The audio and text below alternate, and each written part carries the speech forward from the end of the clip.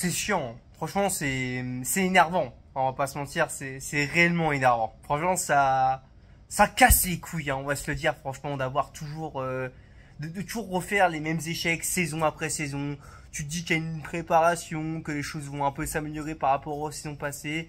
Mais non, c'est toujours pareil. Ça continue encore et encore. C'est que le début, d'accord, d'accord. Tu connais la musique, hein, comme j'ai dit d'ailleurs dans le nom de ma dernière vidéo, dans les débriefs. Mais non, non, rien ne change. On a toujours les mêmes problèmes à Lyon. Toujours, voilà, ces problèmes de début de saison. Tu comprends pas, le mercato il est pas totalement fini. T'as même l'impression que tu vas avoir plus, t'as plus encore à perdre dans ce mercato qu'à gagner à la fin, hein, finalement. Parce que des joueurs comme Mike Fofana, comme je sais pas, Tagliafico vont pas partir, t'en sais rien, tu sais pas. Par contre, ce que tu sais, c'est que tu recrutes toujours des joueurs de merde depuis des années. Hein. On parle de jeunes Textor et tout, qu'on surachète des joueurs. Mais c'était déjà avant à l'époque. Hein. C'était pareil avec voilà, Olas. Hein, on achetait des joueurs pour un rendu vraiment médiocre, on peut se le dire. Hein. Hein, comme vous voyez aussi d'ailleurs, j'ai envie de dire, voilà, vous voyez, on n'est pas dans le décor habituel, c'est normal. Parce que je suis en vacances. Hein, je me suis comme donné la peine de regarder cette bande de trous du cul, hein, un samedi à 17h. Hein, voilà.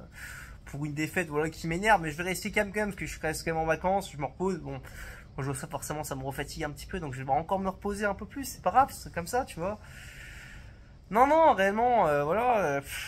La compo, hein, la compo, du coup, je vous dis, il n'y aura pas de montage dans cette vidéo, du coup, la compo, je la fais de tête. Donc, c'était Lucas Perry dans les cages. Alors, Lucas Perry, très bon match, par contre, de sa part, hein, je tiens à le dire. Hein, Lucas Perry, pour moi, il peut rien faire sur les débuts qu'il prend. Très belle prestation de sa part. Une qualité de relance aussi au pied, hein, faut aussi le dire. Hein, vraiment, une très belle qualité de relance, ça à dire, c'est vraiment à notifier quand même, parce que je trouve quand même que c'est très rare qu'on voit ça, notamment avec Anthony Lopez qui a jamais été bon là-dessus sur ce domaine-là. Lucas Perry est très fort, même sur sa qualité sur sa ligne de but, hein, il te fait un bel arrêt en première période qui aurait pu donner un but, hein, heureusement qu'il fait le bon geste, la bonne sortie au bon moment. Très bon match de la part de Lucas Perry. La compo, c'était un espèce de 4-2-1-2, je crois, si j'ai bien compris, c'était un peu un truc comme ça, hein. Bon, sur voilà, les écrans, enfin les visuels télé, c'était un 4 trop, mais bon, complètement, c'était pas réellement ça.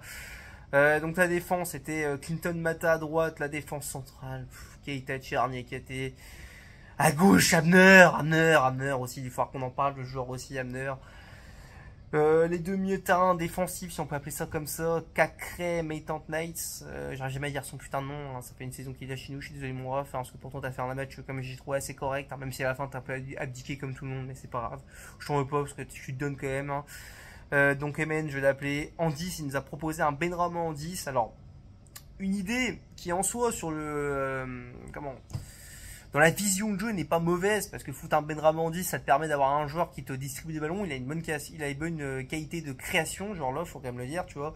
Il fait plutôt un assez bon boulot. Après, le problème, c'est que voilà, il court pas, quoi. Voilà, c'est que forcément, quand tu fais ça, quand tu mets un 10 comme ça, bah, tu t'amputes d'un joueur qui court et un joueur donc défensif. Et le problème, c'est que Lyon, bah, malheureusement, super sage, hein, ça a très rarement eu, c'est pas un jeu de possession, hein, c'est plus un jeu de transition. Et globalement, c'était un peu ça ce soir de match. Hein. L'équipe était coupée en deux, comme face à Rennes d'ailleurs. Hein, voilà, un milieu coupé en deux. T'as l'attaque, la défense, et puis tu sais pas ce qu'il y a au milieu. T'as des joueurs qui sont au milieu de terrain, mais tu sais pas trop à quoi ils servent. Moi, concrètement, quand on n'a pas le ballon, ils ne servent à rien. C'est genre, voilà, faut le dire. L'attaque, alors pareil, ça aussi, c'est un truc qui m'a un peu saoulé. Bon, on va commencer par, on va dire, voilà, Nuamo à droite. Bon, jusqu'ici tout va bien. Maïf Fofana à gauche, jusqu'ici tout va bien. La Casette, ça va pas. Non, la Casette, je comprends pas pourquoi il a fait jouer la Casette. Alors, pas que je n'ai pas confiance en la Casette, on connaît la qualité les qualités de ce fantastique joueur qui est Alexandre Lacazette. Mais quand tu sais qu'il sort d'une saison, les gars, où voilà, il a beaucoup donné, il a pas eu de vacances comme tout le monde, il a fait les JO. Je pense qu'il a été plus lucide pour ma part. Après, c'est peut-être que mon avis de mettre Miko Tadze encore une fois numéro 9 titulaire. Et à droite, tu mettais, enfin, au milieu, ouais, c'est ça, je sais pas, tu mettais Miko Tadze comme buteur. Et puis voilà, c'est tout. Et après, c'est pareil. Ouais, voilà, c'est tout. Il y a rien d'autre à dire. Donc, du coup, les gars, un match, bon, globalement, je vais pas passer par quel chemin, hein, je vous dis, hein, un mauvais match, hein, un match de merde. Un match où, voilà, tactiquement, tu t'es fait assez bouffer, enfin, tu t'es fait bouffer. On va dire que c'était très mid, c'était un peu, voilà, moi, c'était vraiment très très moyen. Et encore, hein, moi, je trouve que Monaco était un peu légèrement au-dessus de nous en première période. Deuxième mi-temps, t'y crois un petit peu. Tu te dis que voilà, ils ont beaucoup donné les Monégasques en première période. Voilà, ils ont beaucoup couru, ils ont eu plein de ballons. Peut-être qu'on va réussir à les avoir là-dessus en seconde mi-temps. On va profiter voilà de leur fatigue, on va dire, voilà, de ce qu'ils ont donné en première période pour mieux avoir le jeu en compte, pour mieux aussi gérer les transitions. Parce que bon, c'est globalement là au-dessus qu'on a vraiment un peu, ne serait-ce que un tout petit peu existé. C'est dans le jeu de transition, hein, parce que vraiment. Il n'y a pas de jeu, quoi. Non, voilà, Pierre Sage, hein, je vais y aller maintenant. Moi, Pierre Sage, je le remercie, hein, pour tout ce qu'il a fait à Lyon. Vraiment, je le remercie réellement, hein. Sa saison l'année dernière, c'est un miracle. C'est un mec qu'on n'attendait pas du tout. Ça a été la révélation de saison, la révélation, pardon, de la fin de la saison, voilà, 2024, 2023-2024. Il n'y a pas de souci là-dessus. J'apprécie ce qu'il a donné, j'apprécie son amour envers l'OL. Il n'y a pas de souci par rapport à ça.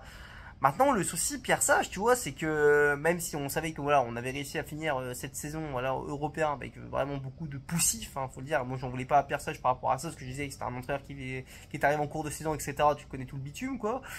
Mais là, le problème, les gars, c'est qu'on est dans une nouvelle saison, quoi. C'est une nouvelle saison. Demain est un autre jour, comme dirait. Et Pierre Sage, bah, par contre, tu vois, là, je vais pas avoir autant de patience. Parce que ça fait 2 matchs, 2 défaites. Deux matchs où tu vois rien dans le jeu, 5 buts encaissés, 0 but marqué. Eh les gars, c'est bon, s'il vous plaît. C'est ce que je disais, voilà, en intro de vidéo. C'est ce que je disais en intro de vidéo. C'est saison après saison, tu ne retiens aucune leçon. C'est la définition de la folie, comme dirait Albert Einstein. Tu vois, j'ai vu ça sur Twitter passer, ça m'a fait rire. Mais c'est ça, c'est la définition de la folie. C'est fatigant, putain, c'est fatigant, sans déconner, c'est chiant. Voilà, c'est toujours les mêmes erreurs qui se répètent, non, c'est relou, c'est vraiment relou, voilà. Le mercato, encore une fois, pareil, t'achètes toujours surpayes des joueurs. Déjà, t'as des joueurs qui sont surpayés dans ce club, déjà d'une part.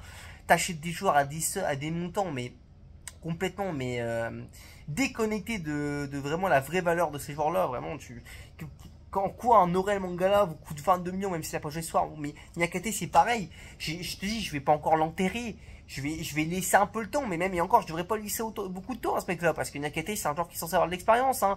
Il joue en première ligue. Le première ligue, il a l'habitude d'intensité. On parle pas d'un petit jeune qui vient de Belgique ou je sais pas d'un championnat du style, je sais pas les Pays-Bas ou même j'en sais rien le Portugal ou même encore des championnats inférieurs, hein, genre l'Écosse et tout, tu vois. Non, on parle d'un joueur qui vient de première ligue. Alors oui, Nottingham Forest, c'est pas un club qui est le plus reluisant en première ligue. Je parle en termes d'effectifs, en termes d'histoire, bien sûr. Mais putain, c'est quand même une équipe qui connaît quand même le niveau le foot de haut niveau, quoi. Tu vois, c'est des joueurs qui ont été habitués à ça. On n'a rien vu de ça, de toute, de toute façon, de tout, voilà, de tout ce match. Alors, on voit rien pour l'instant. Niakate, c'est vraiment pas bon. Voilà, après la saison ça faudrait que je fasse mes tops et mes flops, mais en fait j'ai rien d'autre à dire, je vais peut-être passer directement à ça, parce que qu'est-ce que tu veux dire? Dans le jeu, aucune production, voilà, des joueurs plus que moyens, des joueurs qui n'y arrivent pas, t'as pas de plan de jeu, Pierre ça je vois rien dans le jeu, c'est affolant, quand tu sais qu'en plus il y a un qui rentre dans les caisses, que t'as pas un club qui est vraiment sain forcément financièrement, c'est assez effrayant, parce que t'es même pas sûr de te renforcer, t'es même plus sûr de t'affaiblir que de te renforcer. Ouais, début de saison de merde pour l'instant. Ça fait que 2 matchs, hein, mais moi je suis inquiet. Et il va falloir très vite se ressaisir face à Strasbourg, parce que si tu te ressaisis pas face à Strasbourg, il va falloir faire des changements vite. Et encore, ces changements, ils devraient déjà être effectués au moment où on se parle. Tu vois, j'essaie de rester un peu tempéré, je suis pas trop énervé, mais je l'avoue que au fond de moi, je suis énervé. Je suis vraiment en colère, parce que le match qu'on a vu, c'est dégueulasse. Franchement, presque aucune occasion de notre part. Non, vraiment, c'est hideux. Non, ouais, qu'est-ce que j'oublie d'autre dans ce match? Ouais, non ouais, je pense que vraiment là, va falloir vraiment se bouger le cul les gars, bougez-vous vraiment le cul, parce que là le début de la saison dernière, on n'a pas envie de le vivre. Et là pour l'instant, bah je vais pas dire qu'on est parti droit dedans, mais c'est après ce qui est un peu différent par rapport à la saison dernière, c'est qu'on a joué quand même Rennes et Monaco qui sont des équipes avec un certain niveau quand même. Là le prochain c'est Strasbourg, c'est largement notre portée, on est même censé être au-dessus de cette équipe, même si d'ailleurs un de nos joueurs va partir là-bas, un de nos jeunes de centre de formation. Pareil, encore une fois, des choix sportifs très discutables. Ça, on se répète, hein, c'est tout le temps comme ça, les gars. Hein, quand tu vois le niveau de la défense centrale ce soir, tu te dis, il a peut-être pu donner quelque chose, ce joueur. Après, voilà, on verra bien ce qu'il donne à Strasbourg. Peut-être que c'est vraiment un joueur pas au niveau de l'OL. On verra bien. Ouais, non, c'est catastrophique. Ouais, vraiment, moi, je suis assez, je peux dire que je suis fatigué parce que je suis quand même assez reposé, tu vois, je suis assez chill. Mais ouais, je suis comme énervé quand même. Je vais pas te mentir. Que dire d'autre, bah, les tops et les flops, hein, parce que c'est le moment d'en parler, les tops et les flops. En fait, j'ai des choses à dire sur certains joueurs, hein. Je vais commencer déjà par les flops, hein. Bon, déjà, j'en ai parlé, hein, Niakate. Niakate, voilà, Niakate vraiment très mauvais ce soir. Et ça, d'ailleurs, si, ça me permet aussi un peu de parler de ça aussi, parce que j'ai parlé d'un joueur aussi, je vais mettre aussi dans la même lignée, voilà, le poteau, le poteau Hamner, hein, qui nous vient tout frais du Betis Séville, hein. Alors nous, ça nous a sorti des grands, ouais, c'est un joueur qui est pas si mal en préparation, etc. Je dis toujours, ne vous fiez jamais aux préparations, mais bon, c'est comme ça, les gens, ils sont trop fans du foot, du coup forcément, ils pensent que les matchs de préparation, ça a une vraie valeur, alors ça n'a aucune valeur, c'est juste des matchs d'athlétisation, si je peux dire ça comme ça, tu vois. Là, tu vois, quand tu commences à pas voir son vrai niveau, bah moi, je peux te dire que le niveau que je vois pour l'instant, bah c'est dégueulasse. Hein, voilà, on va se le dire, c'est dégueulasse. Bon, pour l'instant, moi, je te le dis, Hamner, c'est pas bon. Hamner, c'est toujours en retard, il sait pas défendre, t'as l'impression. Aucun pressing, comme c'est pas le seul, hein, d'ailleurs, hein, vraiment le jeu, le pressing Olympique Lyonnais, de toute façon, le jeu de pressing, c'est une catastrophe depuis des années Olympique Lyonnais. Les mecs pressent pas, le premier but, vous allez pas sous le porteur de balle, je sais pas ce que vous faites, voilà, il y a personne sous le porteur de balle, c'est catastrophique. Deuxième but, voilà, on a complètement indiqué en défense centrale, les mecs qui bougent pas, des plots, voilà, t'as deux joueurs tout seuls, au point de, enfin, au centre pour pouvoir pousser le ballon, hein. Lucas Perry peut rien faire, comme je dis, sur le ballon. Non, c'est énervant. C'est énervant, ça m'énerve. Ça m'énerve le pressing dans le jeu. De toute façon, il n'y a aucun pressing. Je comprends pas le projet de jeu, ça m'énerve. Du coup, j'en parle aussi, hein, mais dans les fleuves, forcément. Hein. Alors, je peux aussi parler de notre cher Pierre Sage. Hein, forcément, je vais en parler tout de suite aussi, Pierre Sage. Hein, mais catastrophe, hein, Pierre Sage. L'un de ses plus mauvais matchs hein, depuis qu'il est Olympique Lyonnais en tant que coach. Moi, je dis, ce match est dégueulasse, Pierre Sage. Ouais, ça m'énerve. Là, vraiment, je suis assez énervé contre toi, Pierre Sage. En plus, les changements que tu nous as fait étaient catastrophiques, déjà trop tardifs. Que ça a souvent été le cas, mais bon, on va dire que ça avait toute tendance des fois à marcher et à te sauver le cul. Là, c'était pas le cas. Ouais, Pierre Sage à chier. Qui autre en flop aussi ouais, après la défense centrale, Keita Tchar, c'était pas forcément ignole parce qu'il a fait quand même des bonnes parades, mais c'est pareil, tu sors pas assez, mon grand. Voilà, t'es un peu attentif, t'attends la frappe et tu mets ton pied au bon moment. Alors c'est bien quand ça marche, mais bon, le moment où le jour où il y a un joueur qui va te prendre le ballon, qui va essayer de te faire un petit dribble ou quoi que ce soit, ça passera, tu seras fautif parce que t'es trop abdiquant. Kylian Mata, ouais, sans plus. Le mutin, que dire alors Benrahma, oui, Benrahma aussi, si Benrahma aussi, il faut en parler, hein. Des coups de pied arrêtés d'enculé, il faut aussi en parler, hein. Ça par contre, ça m'énerve, tu vois, des coups de pied arrêtés comme ça, Benrahma, ça commence à me saouler. Benrahma, j'ai plus de patience, par contre, avec ce genre-là. Moi, je vous dis, j'ai vraiment plus de patience. Parce que ça fait 6 mois qu'il est arrivé, 6 mois qu'il est toujours pas adapté, des prestations plus que moyennes, voire même mauvaises tout court. Non, Benrahma, ça commence à me casser les couilles, hein. Genre, pendant que c'est avoir une certaine expérience, tu me fais beaucoup penser à ton gros patriote Silani, hein. Voilà, vraiment, ça marche chez d'autres jeux, chez d'autres clubs, mais chez nous ça marche pas, je sais pas pourquoi aussi. Non mais non, moi ça m'énerve. C'était pas forcément. En premier temps, il y avait des choses qui étaient assez intéressantes en début quand il donnait des bons ballons. Là, deuxième mi-temps, il est retourné dans ses traverses, ça m'a cassé les couilles. Benrahma c'est chiant. Offensivement, la Lacazette flop, je tiens à dire, la Lacazette flop, mais j'en veux pas, parce que pour moi, là, physiquement, il est pas prêt, il devrait être encore en repos, moi je l'aurais mis en repos enfin, je l'aurais mis même pas sous la feuille de match, enfin, peut-être pas peut-être pas, on va dire, pas sous la feuille de match, mais peut-être pas titulaire, on va dire, jusque fin août, mais jusqu'à fin août, je l'aurais ménagé, parce que les gars, franchement, faut se le dire. Il n'est pas bon, Lacazette là ce soir. Il a beaucoup coupé d'action, beaucoup d'imprécisions, mais tu sens il est carton Lacazette et je l'en veux pas. Il a fait les JO, c'est comme ça, faut qu'il ait du repos.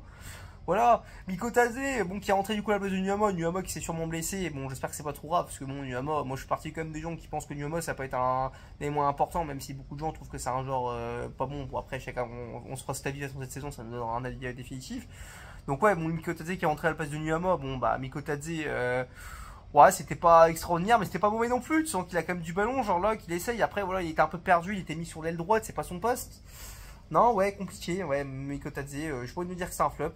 En top, si je veux vraiment mettre des tops, bah, Lucas Perry, j'ai bien aimé, malgré que, voilà, ce soir, tous les buts qu'il prend, il peut rien faire. Son jeu, en plus, je le dis, voilà, il a fait quand même les petits arrêts qu'il avait à faire, qu'il pouvait faire, il les a quand même plutôt bien exécutés. En autre top, j'ai envie de mettre aussi, quand même, j'ai envie de mettre aussi Malik Fofana. Hein, Malik Fofana aussi qui nous a fait un vrai match. Hein. Franchement, tu sens aussi que lui, c'est vraiment un électron-choc. Il doit commencer à tuer Malik Fofana. Très bon petit jeune, il a du ballon, hein, ce joueur-là. Ouais, voilà, top. Et puis au top, bah, je sais pas trop après. Hein. Sinon, voilà, Cacrès, ça n'a pas été terrible. Hein, sans être vraiment catastrophique, ça n'a pas été terrible. Maitland Nice, bon, ça allait au début, mais bon, c'était pas non plus fou. Ah non, je sais pas, les gars, je sais pas trop vraiment quoi en penser. Si ce n'est si que voilà, il y a aussi un autre flop aussi, si on en reparle aussi depuis des années, et je m'en fous que ce soit une femme, mais je le dis quand même, hein. Stéphanie Frappard, on souffle, hein, vraiment de ton arbitrage de merde, on a marre de ces arbitres de merde, mais comme c'est une femme, voilà, vous connaissez la chanson, elle va être toujours protégée, bref. Je pas envie de rentrer là-dedans, je vais parler de football. Hein. Le débrief qui dure 15 minutes, hein, un peu long, désolé, je pensais qu'il n'allait pas durer autant. C'est tout ce que j'avais à vous dire sur ce débrief. Si c'était pas donné votre avis, que ce soit en pouce bleu ou en pouce rouge, hein. Donnez aussi votre avis en commentaire, ça m'intéresse. On se retrouve prochainement pour le débrief de OL Strasbourg. Je crois que c'est vendredi à 21h, si je me trompe pas, 20h45, un truc comme ça. Et puis voilà. Bon, les gars, on se retrouve pour un prochain débrief. Et malgré tout, allez l'OL. Allez.